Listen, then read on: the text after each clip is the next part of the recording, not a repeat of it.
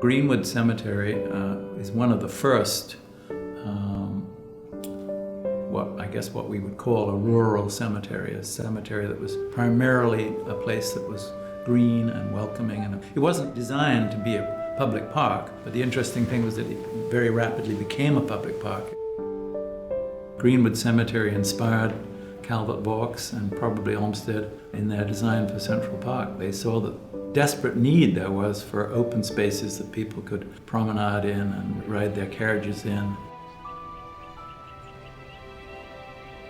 We were brought in, 20 years ago, primarily to see what opportunities there were for the future of the cemetery. Probably nowadays, more than half of a cemetery's business is involved in cremating people, but there is still a demand for whole body burial.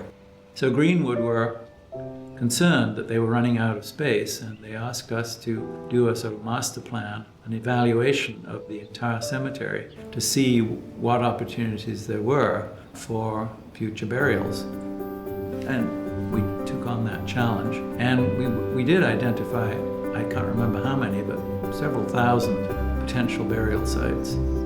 But through that, we also became involved in their ongoing program of building crematoria. Fortunately, our client understood the importance of the rurality of Greenwood Cemetery. It was a dilemma for them. We've got to make more places to bury bodies. How can we deal with that? And one way of dealing with it is the sort of mausoleum approach, where you stack the bodies like file cabinets. And we found places where that could be done in the landscape, so that you didn't have to build a great big structure. You could tuck these into the hillside, for example, into a retaining wall, so that it really felt like part of the landscape rather than as a standalone structure. And wherever possible, we did that. But it was a challenge because we didn't want to see every tree cut down in order to make room for more burials. Because why would somebody want to be buried at Greenwood Cemetery? It's partly because of the beautiful landscape, not just because it was the nearest cemetery.